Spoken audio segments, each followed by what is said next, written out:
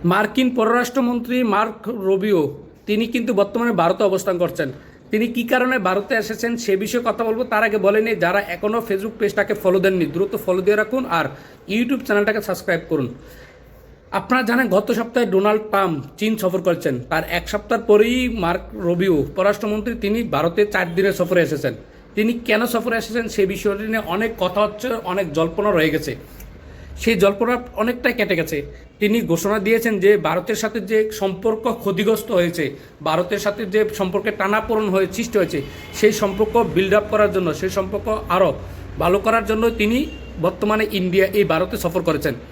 আপনারা জানেন কিছুদিন আগে ডোনাল্ড ট্রাম্প ভারতের উপর শুল্ক আরোপ করার কারণে ভারতের সাথে তাদের একটা বড় ধরনের সম্পর্ক গ্যাপ হয় এবং সেই সম্পর্কের কারণেই শুধু শুল্ক আরোপ না, তাছাড়া ডোনাল্ড ট্রাম্প ভারতকে পাশ কাটিয়ে বর্তমানে যুক্তরাষ্ট্র, চীন এবং রাশিয়া মানে চীনের সাথে পাকিস্তানের সাথে এই দুইটি দেশের সাথে সম্পর্ক বিল্ড আপ করতেছে, যেটা খুব ভালো চোখে নিচ্ছে না ভারত ভালো চোখে নিচ্ছে না। সেই ভালো চোখে নিচ্ছে না বুঝতে পেরেই মার্ক রুবিও ভারতে সফর করেছেন।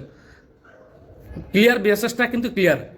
চীন এবং পাকিস্তানের সফরকে কেন্দ্র করেই ভারতের সাথে যে সম্পর্ক খারাপ, সেই খারাপ সম্পর্কটাকেই ভালো করার জন্যই পররাষ্ট্রমন্ত্রী মার্ক রুবিও তিনি ভারতের 4 দিনে সফর করছেন। এছাড়া তার তো আছে তেল বিক্রি, গ্যাস বিক্রি, এগুলো তো আছেই, ওই বিক্রির বিষয় তো আছেই। তবে এই সফর মনে হয় না যে ভারত যে তাদের প্রতি নাখুশ সেটা কমবে বলে মনে হয় না। কারণ আপনারা পাকিস্তানের সাথে সম্পর্ক ভালো করবেন, চীনের সাথে ভালো করবেন, আবার ভারতের সাথেও সম্পর্ক রাখবেন, এটা ভারত মেনে নেবে না। এটাতে তাদের যে সম্পর্ক টান, এই টানটা সৃষ্টি হয়ে গেছে অলরেডি। এই টান সহজে মনে হয় না জোড়া লাগলেও অনেক শর্ত থাকবে এখন অনেক। এই এশিয়া মহাদেশ নিয়ন্ত্রণের হাত ভারতের হাতে দিতে হবে, যুক্তরাষ্ট্রকে ভারতের হাতে দিতে হবে শেষমেশ। দেখে